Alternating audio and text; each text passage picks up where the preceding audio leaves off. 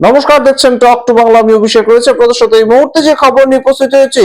সংসদে বিকেল 5টার সময় প্রধানমন্ত্রী ঠিক আসার আগেই তার আসনের ওপর উঠে গিয়েছিলেন মহিলা সাংসদরা। মহিলা সাংসদ বলতে প্রিয়াঙ্কা গান্ধী, মহুয়া মৈত্র, ডিম্পল যাদব এবং অবশ্যই তার সঙ্গে ছিলেন সুপ্রিয়া সোলে। এবং এই যে মহিলা সাংসদদের একদম সরাসরি দেশের প্রধানমন্ত্রীর যে বসার জায়গা সেটাকে ঘিরে ফেলে আন্দোলন করা, প্রতিবাদ দেখানো, প্ল্যাকার্ড ফেস্টুন নিয়ে গিয়ে প্রতিবাদ দেখানো, সেখান থেকেই কিন্তু এই মুহূর্তে যে ছবিটা ধরা পড়েছে যে কোনো মতেই দেশের প্রধানমন্ত্রী আর পরবর্তীতে রিস্ক নিতে পারেননি যে তিনি এর পরবর্তীতে সংসদে আসবেন। এবং রাহুল গান্ধী গতকাল ঠিক যে কথাটা বলেছিলেন যে দেশের প্রধানমন্ত্রী দেখবেন সংসদেই আসছেন না, এবং সেই ঘটনাটাই আমরা ঘটতে দেখলাম। দেশের প্রধানমন্ত্রী তিনি সংসদ থেকে দূরে রইলেন, তিনি সংসদে এলেন না, এবং সংসদে তিনি তার যে ভাষণ দেওয়ার কথা ছিল প্রেসিডেন্টের স্পিচের উপরে, সেই স্পিচটাকে দিলেনই না।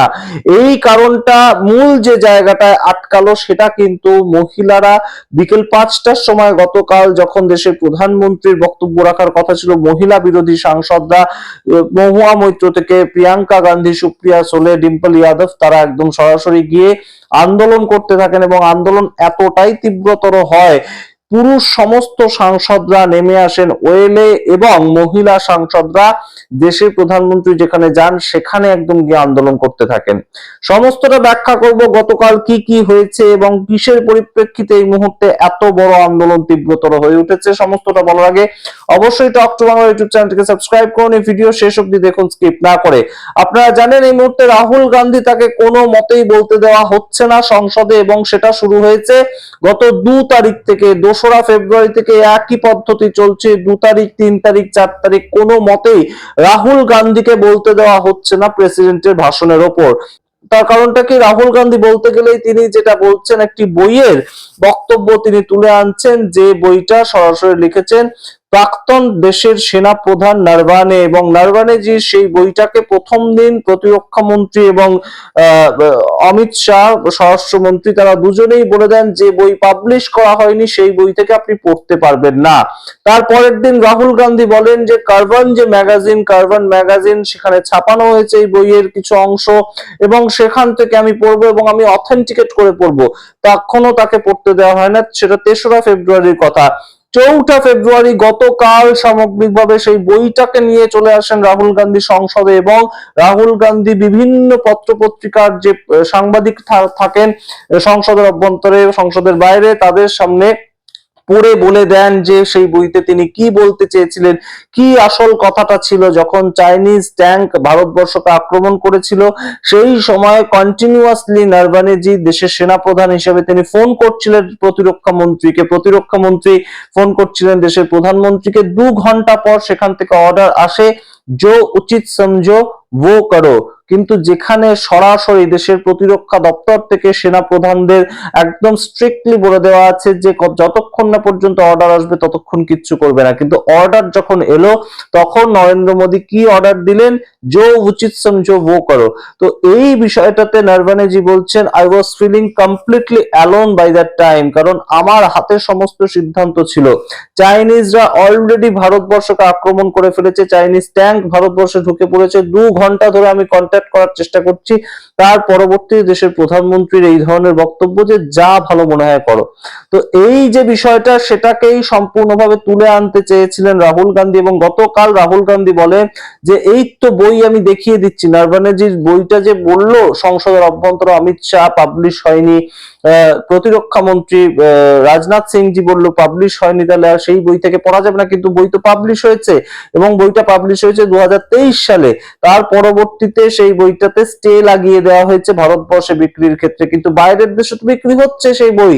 তো সেইখানে কিভাবে এই মুহূর্তে বললেন তারা, এই দুজন মন্ত্রীর, স্বরাষ্ট্রমন্ত্রী, প্রতিরক্ষা মন্ত্রী বললেন যে বই পাবলিশ হয়নি, সে বই থেকে পড়া যাবে না। কিন্তু বই তো দেখা যাচ্ছে পাবলিশ হয়েছে, আমার হাতে তো এই বই, এবং আমি এই বই নরেন্দ্র মোদী যদি আজকে আসেন আমি ফিজিক্যালি তার কাছে যাব। দেশের বিরোধী দলনেতা তো যেতেই পারেন দেশের প্রধানমন্ত্রীর কাছে, আমি ফিজিক্যালি তার কাছে যাব, তার হাতে গিয়ে বইটা দিয়ে আসবো যে আপনি পড়ুন, এই তো বই পাবলিশ হয়েছে।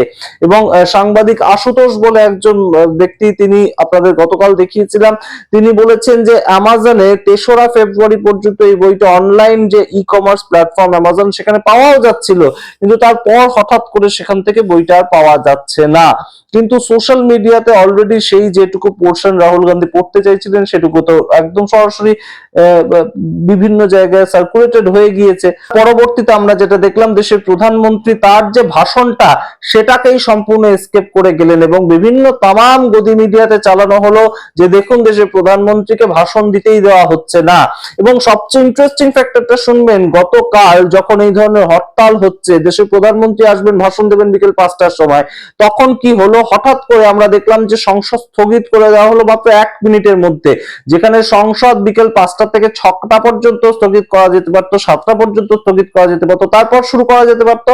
কারণ সংসদ চলার ক্ষেত্রে তো আমরা দেখেছি রাত্রিবেলা 1টা-1:30টা পর্যন্ত সংসদ চলে।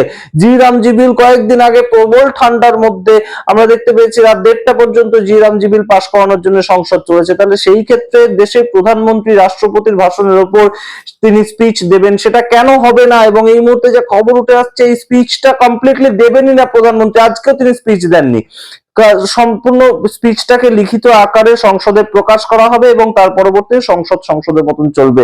এর পরবর্তীতে প্রধানমন্ত্রী তিনি আসবেন তো আদপে সংসদে, আর এই যে বাজেট অধিবেশন, সামগ্রিক বাজেট অধিবেশনে তার দেখা পাওয়া যাবে তো, নাকি তোমার দেখা নাই রে হয়ে যাবে? এই যে ফলস পজিশনে এই মুহূর্তে ভারতীয় জনতা পার্টি পড়েছে, সেটার থেকে কিন্তু তাদের বেরোনোর বেশ খানিকটা চাপ রয়েছে। তার কারণ দেশের প্রধানমন্ত্রী এবং দেশের রক্ষামন্ত্রী, প্রতিরক্ষা মন্ত্রী, তাদের নামে কিন্তু সেই বইতে নরভানে জি যেটা বক্তব্য রেখেছেন সেই বইটা প্রকাশিত বটে এবং সেই বইটা অলরেডি রাহুল গান্ধী কিন্তু সংসদ ভবনে দেখিয়ে দিয়েছেন হাতে নিয়ে, একদম সংসদের বাইরে তিনি সেই বই নিয়ে ঢুকছেন সেরকম দেখা গিয়েছে। এবং গতকাল যে ইউনিটির ছবিটা ধরা পড়েছে, তৃণমূল কংগ্রেসের তরফ থেকে মহুয়া মৈত্র, কংগ্রেসের তরফ থেকে প্রিয়াঙ্কা গান্ধী, আমরা দেখতে পেয়েছি এনসিপির তরফ থেকে সুপ্রিয়া সুলে এবং তার সঙ্গে সমাজবাদী পার্টির তরফ থেকে ডিম্পল যাদব, তারা মহিলারা একসাথে হয়ে যেভাবে নরেন্দ্র মোদীর চেয়ার সেটাকে ঘিরে রেখেছিলেন, সেখানে দাঁড়িয়ে প্রতিবাদ দেখাচ্ছেন।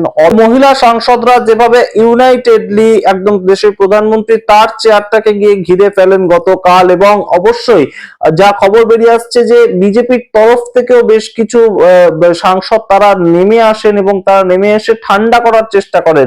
হাউস অ্যাডজর্ন হয়ে যাওয়ার পরেও এই আন্দোলন চলতে থাকে। ওয়েলের মধ্যে নেমে সম্পূর্ণ ইন্ডিয়া অ্যালায়েন্স তারা একত্রিত ভাবে আন্দোলন করতে থাকেন। পুরুষ সাংসদরা, সেখানে অখিলেশ যাদব ছিলেন, সেখানে রাহুল গান্ধী ছিলেন, প্রত্যেকে ছিলেন।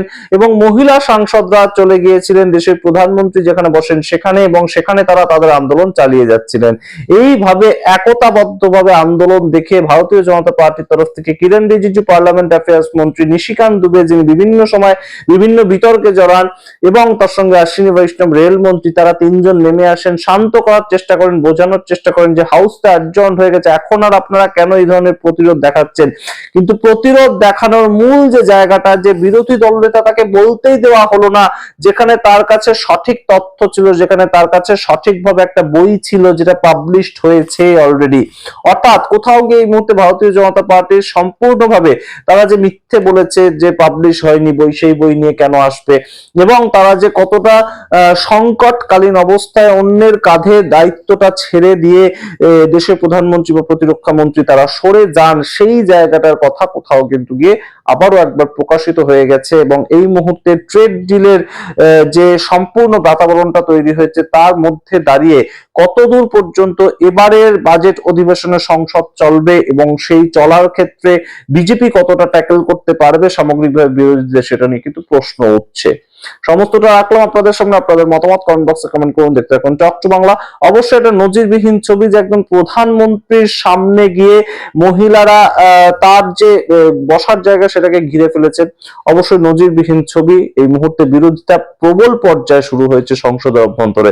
সংসদের সমস্ত আপডেট এবং অন্যান্য খবর আপডেট পাওয়ার জন্য অবশ্যই সাবস্ক্রাইব করতে ভুলবেন না। সাবস্ক্রাইব না করলে আমাদের খবর আরো ছড়িয়ে পড়বে না। আমাদের ভিডিওগুলো শেয়ার করুন আপনাদের সোশ্যাল হ্যান্ডেল, এবং অবশ্যই নিজেরা যখন দেখছেন ভিডিও অবশ্যই সাবস্ক্রাইব করুন। ধন্যবাদ।